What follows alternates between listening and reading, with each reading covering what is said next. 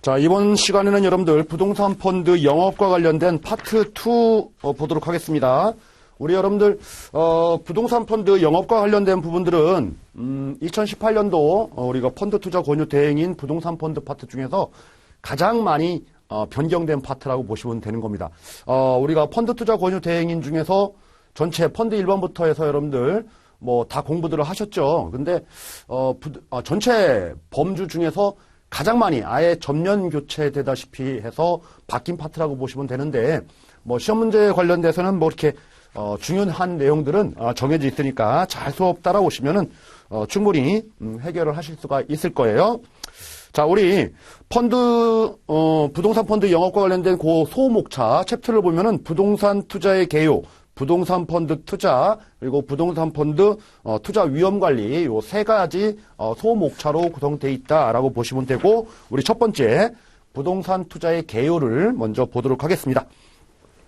자, 제1절 부동산의 정의가 나오는데 여러분들, 우리가 부동산은 여러분들 부동산에 대한 정의를 내릴 때 경제적 관점에서의 부동산의 정의를 내릴 수도 있고요. 그리고 우리가 법률적 관점에서의 부동산의 정의를 내릴 수가 있는데, 우리 교재에서는 여러분들 우리나라 민법 99조에 부동산이라고 하는 것은 토지 및 그 정착물이다, 이렇게 얘기를 했다는 얘기죠.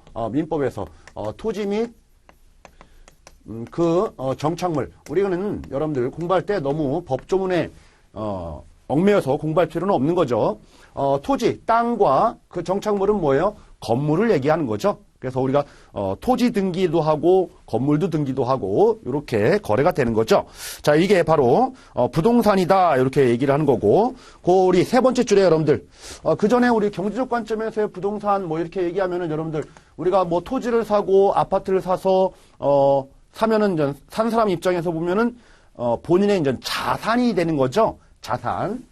자산적 의미, 또 공장을 운영하시는 분들이 토지를 샀다라고 하면은 그거는 우리가 원가에 해당되는 부분이죠. 뭐 원가의 의미, 이런 식의 비용의 의미, 뭐 이런 식의 의미를 내포하는 게 바로 경제적 관점으로 이제 부동산을 바라보는 시각인 거죠. 그래서 법률적으로는 토지 및 그 정착물을 우리가 부동산이라고 한다라고 했는데, 그러면 여기서 말하는 이 정착물이라고 하는 것은 여러분들 우리가 건물도 있고요. 아니면은 토지 말고 토지 위에 우리가 닦는 것 중에서 뭐 도로라든지 뭐 담장 뭐 이런 울타리 뭐 이런 것들도 토지랑은 별개로 위에 쓴 거죠. 그런데 이 건물은 따로 토지랑은 별도로 우리가 독립해서 거래를 하지만은 도로라든지 아니면은 밑에 아스팔트라든지 콘크리트 뭐 이런 것들이 깔려져 있는 것들은 따로 거래하는 게 아니고 토지랑 함께 거래가 되죠. 토지와 함께. 그래서 토지에 부합된, 그러니까 합쳐진 뭐 형태로 우리가 거래가 된다라는 겁니다. 토지처럼. 그런 정착물들이 어떤 것들이 있는지 보면은 동그라미 1번에 여러분들 토지의 일부로 취급되는 것으로서는 토지의 일부다라는 거죠. 그 말은 뭐예요? 합쳐진 것이다, 이렇게 보시면 돼요. 뭐 다리라든지 돌담, 연못, 도랑, 뭐 뿌려진 씨앗이나 비료 등 뭐 이렇게 나와 있는데, 우리 뿌려진 씨앗이나 비료 등 뭐 이런 것들은 부동산이 아닌데도 불구하고 이렇게 교재에 나왔습니다. 어쨌든 간에 따로따로 거래는 하지 않죠. 토지 거래할 때 다 함께 싸잡아서 거래한다라는 거죠. 예를 들어서 도로 등기부 없죠. 담장 등기부 없다는 얘기예요. 자, 이거랑 달리, 자, 오른쪽 페이지 여러분들 동그라미 2번 보니까 토지와는 별도의 부동산으로 취급하는 것으로 건물이나 임목에 관한 법률에 의해서 등기된 수목의 집단이라고 돼 있죠. 그냥 단순한 수목의 집단이 아니고 등기가 됐대요. 별도로 등기된 수목의 집단, 이렇게 얘기를 하고 있는 겁니다. 그렇다는 얘기는 건물은 따로 거래한다, 이렇게 따로 등기가 돼 있으면은 따로 거래가 된다라고 해서 독립된 우리가 부동산 정착물이다, 이렇게 보시는 겁니다. 그래서 시험 문제는 여러분들 이렇게 대비가 될 거예요. 다음 중 부동산과 관련된 정의로서 토지와 그 정착물로 정의할 때 이 정착물이 토지와 별도로 독립해서 거래를 형성하는 부동산에 해당하는 것은 이렇게 시험 문제가 나올 수도 있는 거죠. 시험 문제로. 그러니까 따로 떼서 우리가 거래할 수 있는 거, 대표적으로 건물이 여기에 해당된다, 이렇게 기억을 해두시면 되는 겁니다. 자, 그 다음 줄 한 8줄 나와 있는데 여러분들, 이거는 쭉 한번 읽어보시면 돼요. 이게 중요한 건 아니고요. 자, 제 2절 가도록 하겠습니다. 자, 부동산 투자의 효과라고 되어 있습니다. 자, 1번 보니까 중위험 중수익의 투자 상품이다 라고 되어 있는데, 우리 여러분들 전통적인 투자의 대상이 됐던 것은, 금융상품에 해당되는, 주식과 채권, 이렇게 보시면 되는 거죠. 주식과 채권 가지고 우리가 투자를 계속 전통적으로 했는데 그거 말고도 부동산도 투자의 대상이 된다라고 이렇게 보는 거죠. 그래서 중위험 중수익의 투자 상품이다라고 해서 동그라미 1번 보니까 여러분들 변동성이 매우 큰 주식과 비교시 경기 침체 시에도 안정적인 수익을 창출할 수 있다라는 거죠. 우리가 경기를 많이 타는 게 주식이라고 하면은 부동산은 그거보다는 덜 탄다라는 거예요. 그래서 특징을 여러분들 잘 기억을 해두시기 바랍니다. 아주 고수익은 아니다. 중수익이다. 그리고 경기 침체 시에 엄청난 위험을 보는 주식과는 달리 어느 정도 완충 효과는 있다. 중위험을 내포한다. 뭐 이렇게 정리를 좀 해두시면 될 것 같아요. 한편으로 보면 여러분들 부동산 투자하는 경우는 아주 고수익 고위험에 해당될 수도 있습니다. 그거는 바라보는 시각에 따라서 달리 우리가 보지만은 우리 교재 중심으로 여러분들 시험에 좀 준비를 해두실 필요가 있어요. 자, 2번 보니까 장기 투자 시 채권에 비해서 상대적으로 더 높은 수익을 창출하는 투자 상품이다라고 되어 있는데, 자, 지금 두 번째 보니까 여러분들 채권보다는 고수익이다라는 거죠. 채권보다는 우리가 고수익을 얻을 수 있다라고 해서 이게 여기서 말하는 중수익하고 고수익하고 좀 대비되는 개념으로 본 거죠. 여러분 두 가지를 합쳐보면은 우리 여러분들 우리 전통적으로 투자하는 채권하고 주식하고 비교해 봤을 때 이 주식은 변동성이 상당히 크다라는 거죠. 변동성이 상당히 크다. 이 채권은 그나마 좀 안정적인 거죠. 변동성이 작다라고 보시면 되는데 요 사이에 놓인 게 부동산의 개념으로 우리 교재에서는 집필을 했다라고 보시면 되는 거예요. 장기적으로 봤을 때는 채권보다는 수익이 조금 높겠지만은 그렇지만 주식보다는 중수익 개념으로 지금 본다. 이렇게 정리를 해두시면 되겠습니다. 자, 우리 동그라미 2번 보겠습니다. 다음 페이지 30페이지입니다. 자, 인플레이션 해칭 효과가 있다라고 되어 있죠. 이런 특징을 가지고 있는 게 우리 전통적인 상품, 채권하고 주식과의 차이점이라고 하면은, 또 하나의 우리 부동산 투자에서 특징을 가지고 있는 것들은 무엇이냐라고 하면은, 내가 지금, 현금을 가지고 있으면 여러분들, 현금, 예를 들어서 지금 100만 원이 있다라고 하면은, 요 100만 원을 가지고, 1년 후 또는 10년 후에 그대로 가지고 있다라고 하면은, 지금 100만 원의 가치를 못하죠, 값어치를. 그죠? 현금을 가지고 있을 때가 그게 문제예요. 왜 그러냐면은, 인플레이션, 물가가 상승했기 때문에, 즉, 구매력을 유지를 하려면은, 값어치가 더 커야 된다라는 겁니다. 예를 들어서 한 150만 원 정도 돼야지만이 지금의 100만 원하고 똑같은 값어치를 하더라라는 거죠. 자, 그래서 현금을 가지고 있으면 이런 문제점이 있다라고 하는 게 바로, 이게 바로 이거예요. 인플레이션에 대해서 구매력이 감소하는 그런 문제점이 있다라는 건데, 이거를 우리가 극복하려면 여러분들 이 현금 가지고 내가 부동산을 투자를 했다. 실물 부동산을 투자했다. 부동산을 가지고 있다라고 하면은 부동산 100만 원이죠. 근데 10년 후가 되면은 부동산은 얼마가 될까요? 부동산도 가격이 오르죠. 물가 상승만큼 정확하게 일치하지는 않겠지만은 그죠? 어느 정도 150만 원에 근접하는 이 정도의 부동산 가치, 부동산 가격이 형성되더라라는 겁니다. 따라서 인플레이션을 이렇게 해칭하는 인플레이션을 흡수하는 이런 효과가 있다라는 거예요. 자, 동그라미 1번 보니까 부동산은 주요 매출인 임대소득이 인플레이션과 높은 상관관계를 가지고 있는 대표적인 인플레이션 해치 상품이다. 이렇게 되어 있죠. 자, 가격 면에서도 인플레이션 이 정도의 해치 효과도 있고 여러분들 만약에 수익형 부동산인 경우에는 내가 부동산을 취득해서 임대를 내면은 임대 수입이 계속 늘어나죠. 임대료라고 하는 것은 여러분들 뭐 장기 임대차 계약 체결하면은 임대료가 낮을 수도 있겠지만은 정상적인 경우라면 1년마다 갱신되는 임대료는 매년 조금씩 상승하죠. 물가 상승하고 비슷하게 상승한다. 자, 물가가 상승하면은 임대료도 같이 상승한다. 같이 따라서 움직인다라고 하면은 이걸 뭐라고 합니까? 상관관계가 상당히 높다. 같은 방향으로 움직인다라는 거죠. 거의 1에 근접한다라는 거죠. 1에 가까워진다. 반대로 움직인다라고 하면 상관관계가 마이너스 1이다. 뭐 이렇게 얘기를 하는 거잖아요. 이런 건 아니다라는 겁니다. 그래서 높은 상관관계를 가지고 있다. 이렇게 보시면 되는 겁니다. 자, 동그라미 2번 역사적으로 부동산 수익률과 인플레이션 간의 스프레드는 대체로 양의 값을 유지한다. 뭐 이런 것들은 그냥 한번 눈여겨 보시기 바랍니다. 자, 우리 31페이지 여러분들 동그라미 3번 가겠습니다. 자, 분산 투자의 효과가 있다라고 되어 있습니다. 자, 분산 투자의 효과가 있다. 자, 그 말은 뭐예요? 동그라미 세 번째는 뭐냐면은 우리 과거에는 여러분들 전통적인 투자 대상으로 주식과 채권이 여기에 해당됐다라고 하면은 지금은 여러분들 우리가 부동산도 또 하나의 투자 대상이 아니냐라고 해서 대안 투자 또는 대체 투자 이런 식으로 얘기합니다. 그래서 부동산도 하나의 투자 대상이 된다라는 거죠. 그래서 과거에는 여러분들 분산 투자할 때 주식도 뭐 여러 가지 주식을 나눠서 분산 투자하고 채권 쪽에서도 이렇게 같이 해서 포트폴리오를 구성을 했는데 이 분산 투자에서 여러분들 분산 투자의 효과를 보려면은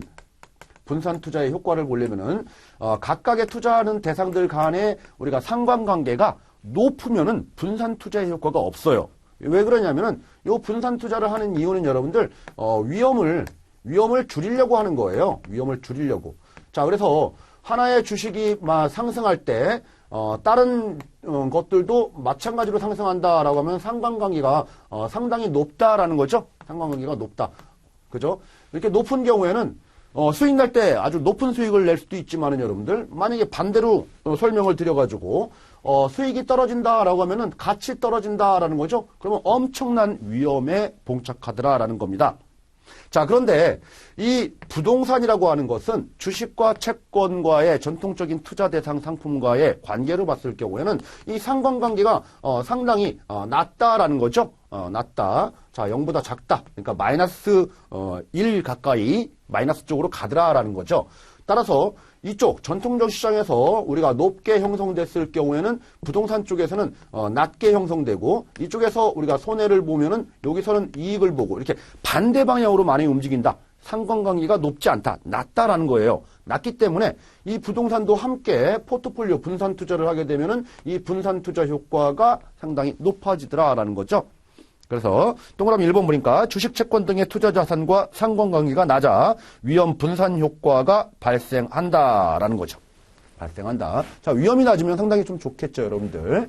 그리고 우리가 뭐 중위험, 중수익이라고 했듯이 안정적인 우리 임대료 수입도 얻을 수 있고 그래서 전체 포트폴리오 전체적인 차원에서 보면은 이렇게 이쪽에서 여러분들 위험이 낮아가지고 손해를 보더라도 안정적인 일정한 수익을 유지를 할 수 있다라고 하면은 전체 포트폴리오군에서의 수익률은 좋아지는 그런 아주 긍정적인 효과가 발생을 하겠다라는 거죠. 자. 여기서 여러분들 시험 문제 출제 포인트는 시험 문제 분명히 나올 걸로 예상됩니다. 부동산 투자의 우리 이런 효과들. 그죠? 그래서 첫 번째, 주식보다는 수익이 좀 낮다. 그거에 비해서 장기 투자할 경우에는 채권보다는 수익이 좀 높다라는 거 기억을 해 두셔야 되고요. 그리고 인플레이션 해칭 효과가 있다라는 거 기억을 해 두셔야 되고요. 그리고 이제 마지막에 가장 중요한 거죠. 이거는 꼭 기억을 해 두시기 바랍니다. 분산 투자 효과가 있다. 분산 투자 효과. 여기에서 여러분들 시험 문제가 상관관계가 낮기 때문에 분산 투자 효과가 있다라는 거죠. 자, 요게 여러분들 시험장 가면은 상관관계가 높기 때문에라고 하면은 틀린 표현으로 분명히 예상되는 문제입니다.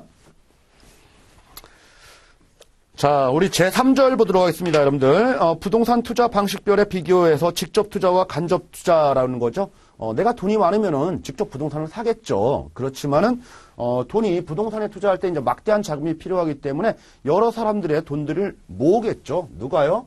집합투자업자가, 즉, 펀드를 구성한다라는 거죠. 펀드를 구성해서, 각각의 사람들의 자금을 다 모아서 우리가, 고액에 해당되는 우리가 부동산에, 우리가 투자를 하는 이런 형태가 바로 내가 직접 산다 아니면 간접적으로 산다? 이게 바로 이제 간접투자 형태죠. 간접 투자 형태. 그래서 직접 투자하게 되는 경우랑 간접 투자하게 되는 경우랑 그 차이점은 여러분들 시험 문제 나올 만한 부분이 되겠죠. 우리 다음 페이지 넘어가서 우리 다음 페이지 전에 우리 거기 여러분들 31페이지에 1번 직접 투자와 간접 투자에 비교해서 밑에 내려와서 보니까 두 번째 줄입니다. 부동산에 직접 투자할 때와 비교하여 간접 투자가 안정성 및 수익성에서 유리하다 이런 말이 나오죠. 안정성 이게 내가 다 모든 위험을 다 무릅쓰고 하는 경우보다 왜 그러냐면은 요 펀드는 여러분들 전문적이잖아요. 전문가가 다 이렇게 해주기 때문에 안정성과 수익성 면에서 더 유리하다라고 해서 간접 투자의 효과가 다음 페이지에 나옵니다. 32페이지 맨 위에 표입니다. 자, 세제상의 효과가 있다라는 거죠. 재산세 분리과세하고 종합부동산세가 없대요, 여러분들. 내가 다 가지고 있으면 종합부동산세를 내야 되는데 우리가 펀드가 가지고 있는 거기 때문에 내가 종합부동산세를 낼 필요는 없죠. 그리고 두 번째 쪽 보니까 법인세 및 매각 차익에 대한 과세가 없다라고 돼 있죠. 자, 우리 여러분들 펀드에서 벌어들인 이익을 내가 받으면 배당이 되는 거지 우리 원천별로 따지지는 않죠. 그렇죠? 펀드에서 어디에 투자하는지는 무관하게 이익이 나면 나한테 이제 배분을 해준다는 얘기죠. 배분을 해준다. 이 배분에 대해서 내가 벌어들인 소득은 이거 어디에 투자해서 이익을 났는지 손해 났는지 그걸 묻지 않고 다 배당 소득으로 보는 거기 때문에 그죠? 이런 부분에 대해서 법인세, 매각차익, 양도소득세 이런 부분에 대해서는 과세가 없다라는 거고요. 자, 우리 두 번째 보니까 운용의 전문성, 우리 전문가들이 다 하기 때문에 안정성과 수익성을 얻을 수가 있다라는 거고요. 자, 세 번째 보니까 상품의 다양성이라고 되어 있습니다. 내가 가지고 있는 돈이 예를 들어서 10억을 가지고 있다라고 하면은 이 10억 가지고 투자할 수 있는 부동산에 한계가 있다는 얘기죠. 근데 자금이 큰 규모로 모이게 되면은 여러 군데 다양하게 우리가 투자할 수 있는 곳을 찾을 수가 있다라는 거고요. 그리고 펀드의 주체도 여러분들 부동산 펀드가 한 군데만 있는 게 아니잖아요. 여러 군데 있죠. 그래서 국내에만 투자하는 부동산 그리고 해외 투자 부동산 뭐 이런 식으로도 나는 간접적으로 투자할 수 있다라는 겁니다. 자, 그래도 높은 안정성이라고 되어 있습니다. 높은 안정성. 자, 뭐 여러 가지 부분이 있는데 여러분들 부동산 펀드 관련돼서는 우리가 폐쇄형 부동산 펀드로 설정하지만은 공모 부동산 투자회사 부동산 투자 신탁과 관련된 부분들은 90일 내에 상장 의무가 있죠. 그러다 보니까 내가 부동산에 직접 투자하게 되면은 이거를 다시 회수하려면은 상당한 기간이 필요하고 제약도 많다는 얘기죠. 그런데 부동산 펀드 쪽에 내가 돈을 집어넣게 되면은 이제 언제든지 90일이 지나면은 여러분들 주식으로 거래가 될 수 있기 때문에 언제든지 팔아가지고 돈을 회수할 수 있는 그런 높은 유동성도 확보할 수 있다라는 장점이 있다라는 겁니다. 자, 이건 뭐 기본적인 우리가 앞에서 펀드 공부하신 분들이라고 하면은 기본적으로 느낄 수 있는 부분이죠. 자, 우리 동그라미 2번 보겠습니다. 우리 공모 대 사모라고 되어 있습니다. 자, 공모하고 사모는 여러분들 펀드 일반에서 다 공부했죠. 그런 내용 또 우리 책에서 수록을 했네요. 자, 동그라미 1번 보니까 부동산 투자의 특성으로 인해서 사모 투자가 국내 시장에 줄을 이룬다라고 돼 있죠. 왜 그러냐면 여러분들 사모는 아는 사람끼리 모여가지고 우리가 펀드 만들어서 투자한다 이런 개념으로 보시면 되는 거예요. 그리고 일반 사람들이 돈을 모으게 되면은 일반 사람들이 뭐 여력이 많으면 상관없겠지만은 돈 많은 사람들 찾기가 힘들죠. 특히 이제 부동산과 관련된 고액으로 투자할 수 있는 곳을 배팅을 하려다 보면은 사모 펀드가 부동산 펀드에서는 지배적으로 많다라는 겁니다. 지배적으로 부동산 쪽에서는 이렇게 여러분들 기억을 해두시면 돼요. 뭐 동그라미 2번, 동그라미 3번 우리가 넘어가고요. 자, 동그라미 3번에서 여러분들 공모와 사모를 비교한 게 있어요.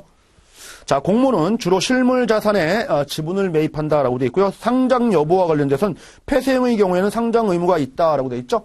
우리가 공모 펀드에만 우리가 상장 의무가 있는 거지. 상장 의무가 있는 거지. 사모 펀드에는 상장 의무가 없잖아요. 자, 그리고 유동성 면에서는 여러분들, 공모펀드가, 대체적으로 유동성은 높다라고 돼 있고, 사모펀드는 유동성이 낮다라고 돼 있죠. 상장이 되니까 언제든지 우리가 회수하기가 쉽다라는 거죠. 회수가 용이하다. 그죠? 근데, 우리가 상장이 안 돼 있으니까 회수가 아주 불리한 쪽인 거죠. 그래서 유동성이 낮은 편이다라고 보시면 되는 겁니다.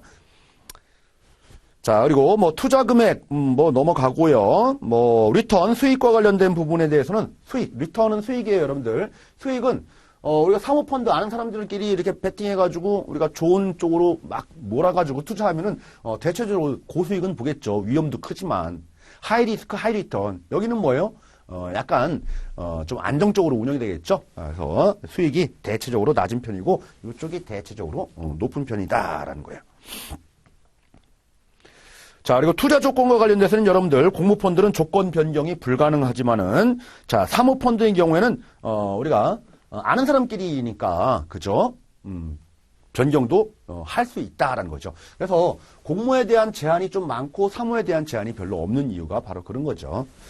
그리고 국내 시장에서 보니까 보세요. 우리가 공모펀드는 20개 펀드 내외라고 하는데 사모펀드는 550여 개의 엄청나게 많은 펀드가 집중적으로 사모펀드에 존재하더라라는 거죠. 그래서 여러분들 요 상장과 관련된 부분들 중심으로 여러분들 좀 기억을 해두실 필요가 있고요. 시험 문제가 뭐 쉽게 나온다라고 하면은 우리나라의 대부분은 공모펀드 중심으로 부동산 펀드가 형성되어 있다라고 하면은 틀린 말이겠죠. 뭐 이런 것들 기억을 해두시면 되겠습니다. 자, 다음 여러분들 동그라미 3번 지분 투자 대 우리가 대출 투자 보도록 하겠습니다. 뭐 이런 내용이 여러분들 부동산 펀드에서 새롭게 들어간 내용이다 보니까 지금까지 설명드린 것들은 충분히 이해가 되는데 동그라미 3번 부분은 이해하기 좀 힘든 부분들도 상당히 있어요. 자, 지분 투자 대 대출 투자. 자, 동그라미 1번 보니까 투자 자금의 속성에 따라서 지분과 대출 투자로 결정된다라고 되어 있고요. 자, 동그라미 2번 보니까 부동산 시장의 상승기에는 고수익 창출이 가능한 지분 투자. 뭐 에쿼티라고 하면은 우리가 주식 투자하듯이 지분으로 투자하는 거고, 하락기에는 안정적인 우리가 대출, 하면은 우리가 빌려준다, 대부해준다, 뭐 이렇게 하는 거죠. 부채, 대출 투자가 집중되는 경향이 있다라는 거죠. 자, 우리가 내가 주인으로 참석하느냐, 아니면은 객으로 참석하느냐, 요 차이예요. 부동산 투자할 때 돈을 집어넣는데 주인이다라고 하면은 나는 그냥 주식을 갖는다. 객이다라고 하면은 나는 빌려준 거다, 채권이다라는 거죠. 우리가 주인으로 하게 되면은 여기서 표현하는 게 바로 이제 지분 투자 개념이다라는 거죠. 자, 우리 객으로 참여한다라고 하면 돈을 빌려준다라는 거죠. 대출 투자다. 두 가지 형태로 이제 구분을 하는 겁니다. 자, 만약에 여러분들 수익을 많이 난다라고 하면은 나한테 수익이 상당히 좀 좋겠죠. 이거는. 그죠? 근데 만약에 수익이 안 난다라고 하면은 이거 다 내 몫이니까 내가 다 떠안아야 되겠죠? 그러면 불리할 수가 있다라는 거죠. 근데 객으로 투자하면은 수익이 많이 나건 수익이 불리하건 간에 이거랑 무관하게 빌려줬으니까 나는 뭐를 받아요? 안정적인 우리가 이자 수익을 받죠? 이자 수익. 이자를 보는 거죠. 그러니까 상승기뿐만 아니라 이제 하락기에도, 특히 이제 하락기에도 우리가 고정적인 이자를 받기 때문에 유리하다 이렇게 보는 거예요. 그죠? 근데 지분 투자와 관련돼서는 상승기건 하락기건 간에 내가 다 떠안아야 되는 그런 부분이 있다라는 개념으로 보시는 거죠. 뭐 내용적으로 보면 그렇게 어려운 내용은 아니죠, 여러분들. 충분히 이해가 다 되는 부분입니다. 자, 우리 다음 페이지 여러분들 오른쪽 페이지 뎁과 에쿼티의 차이점이라고 되어 있죠. 여기에 바로 이제 에쿼티죠. 에쿼티. 자, 이게 우리가 대출 빌려주는 것이 바로 뎁 투자. 이렇게. 굳이 뭐 영어로 표현을 할 필요가 있었나 싶을 정도입니다. 자, 투자 방식을 보니까 여러분들 우리 빌려주는 형태가 바로 대출형 부동산 펀드 프로젝트 파이낸싱이다라고 되어 있습니다. 이런 형태가 우리가 부동산 펀드 우리가 대출형 부동산 펀드 있죠? 대출이니까 프로젝트 파이낸싱 형태가 바로 이런 형태다라는 거고요. 다음 여러분들 에쿼티 형태가 보니까 우리 실물 매입형 그리고 개발형 뭐 이런 거죠. 그죠? 개발형 부동산 펀드 우리가 시행사 역할을 해주는 거. 자, 이런 것들이 바로 에쿼티 형태다 이렇게 보시면 되는 거예요. 자, 여기서 여러분들 우리가 좀 눈여겨 보실 부분이 뭐냐면은 칸에서 여러분들 펀드 기간이라든지 투자 기간 이런 것들은 그냥 패스하셔도 되고요. 자, 수익의 원천을 잠깐 볼게요. 어디에서 돈을 버느냐라는 거죠. 우리 대출형 부동산 펀드와 관련된 부분들은 이자 수익이다라는 거죠. 이자를 먹겠다라는 겁니다. 이자를. 자, 이거에 비해서 여러분들 우리 에쿼티 형태 지분 투자 형태에서는 어떤 걸 뭐냐면 하면은 자, 운영 이익이라든지 자산 가치 상승이라든지 뭐 개발 이익이라든지 뭐 개발형 부동산 펀드에서는 개발 이익이 있겠죠. 자, 이처럼 여러분들 상승했을 때 우리가 하락했을 때 이런 매매 차익이라든지 매매 차선도 손실도 볼 수가 있고 운영을 잘하면은 많은 막대한 이익도 보는 거죠. 그런 이익도 얻는 거고 다 얻겠다라는 겁니다. 이거는 쉽게 말해서 여러분들 이런 형태는 이제 실적이라는 거죠. 실적을 우리가 얻을 수 있는 형태가 바로 에쿼티 형태다라는 겁니다. 자, 우리 그 다음 칸에 여러분들 기대 수익률과 예상 리스크를 잠깐 볼게요, 여러분들. 자, 보니까 여러분들 수익률이 어때요? 기대 수익률이 상당히 높죠. 위험은요, 떨어질 때도 다 위험이 있는 거죠. 그래서 하이 리스크, 하이 리턴, 고수익, 고위험 형태가 바로 에쿼티 형태라고 하면은, 이쪽은 뭐예요? 떨어지건 하락한 간에, 안정적인 이자 수익을 얻는 거죠. 그래서, 로우 리스크, 로우 리턴, 이렇게 얘기를 하면 되겠죠. 중요하네요, 여러분들.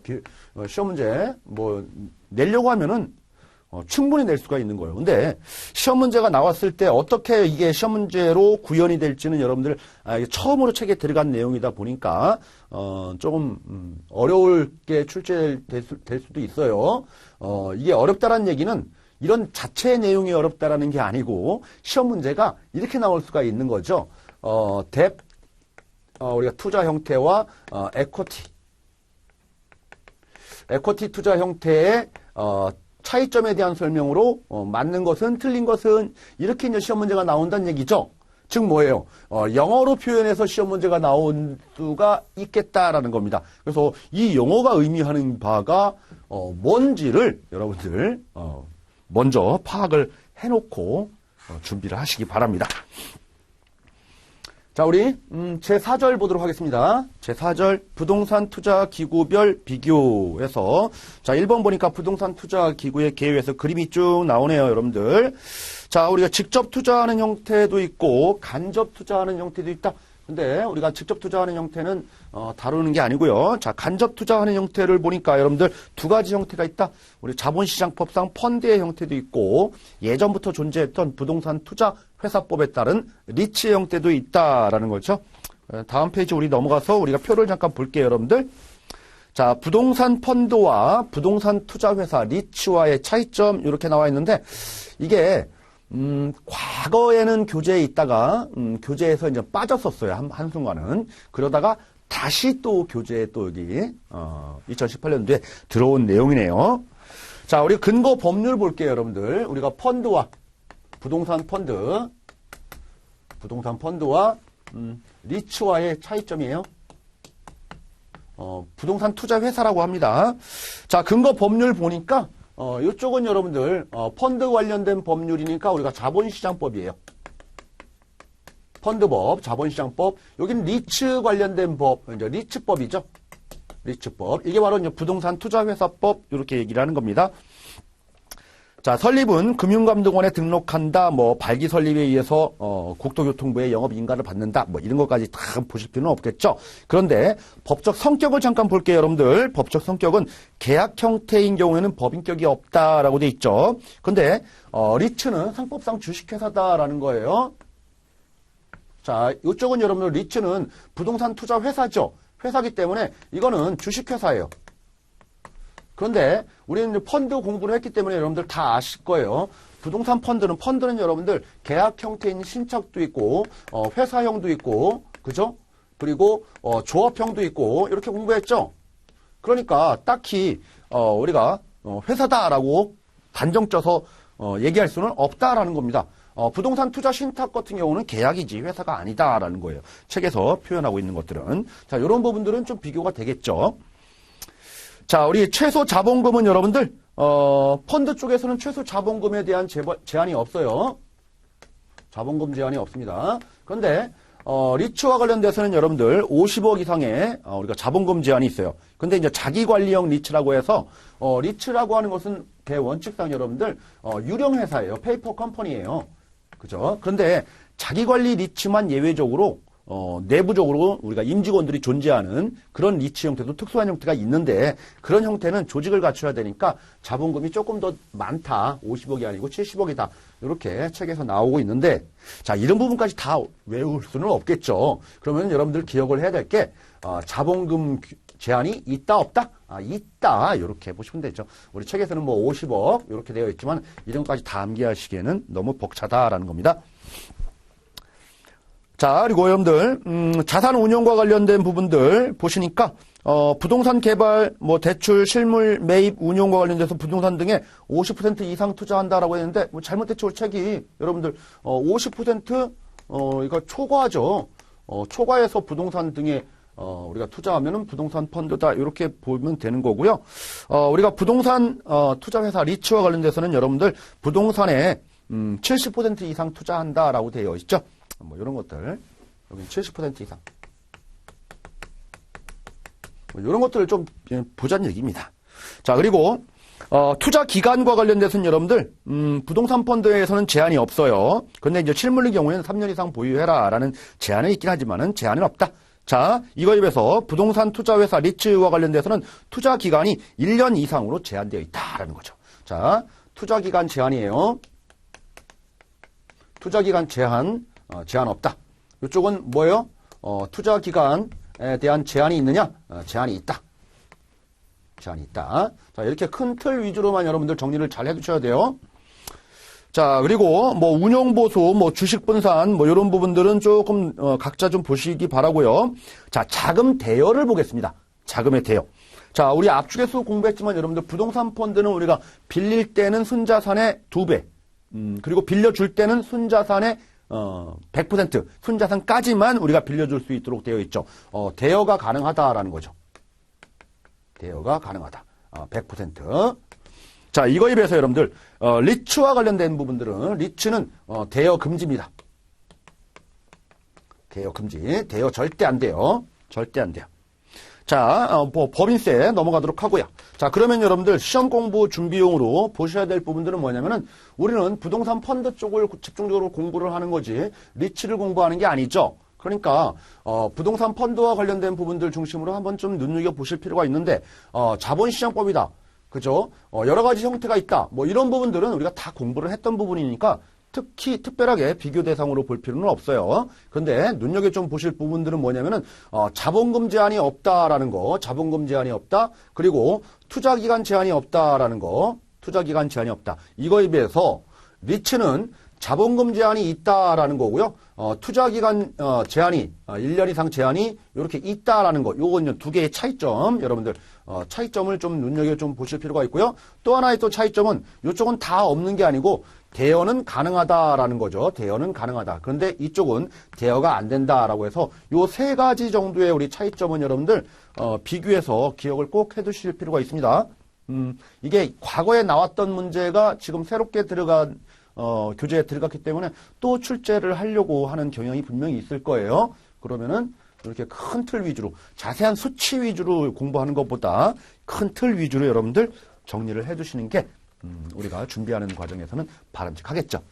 자, 우리 이번 시간에 공부했던 거 여러분들 우리가 첫 번째 파트에 나와 있는 부동산 투자의 개요에서 부동산의 정의부터 시작해서 부동산 투자하는 방식 그리고 부동산 투자가 다른 고전적인 전통적인 주식과 채권 투자와의 관계에서 어떤 관계를 가지고 있는지를 좀 봤고요. 부동산 투자하는 방식이 직접 투자하는 방식, 간접 투자하는 방식이 있는데 이처럼 간접 투자하는 방식은 내가 지분 투자 형태냐, 그냥 빌려주는 형태냐, 뭐 이런 것들도 또 비교를 했고요. 그러면 간접 투자하는 방식 중에서도 자본시장법상 펀드로 투자하는 방식과 리츠에 투자하는 방식의 큰 구조적인 차이점이 어떤 게 있는지를 좀 제도권 내에서 공부를 하셨다라고 보시면 되는 겁니다. 상당히 여러분들 공부할 내용이 상당히 많았죠. 근데 정리를 하면은 많이 좀 줄어들 거예요. 자, 잠시 쉬었다가 다음 시간에는 부동산 펀드 투자 파트를 진행하도록 하겠습니다.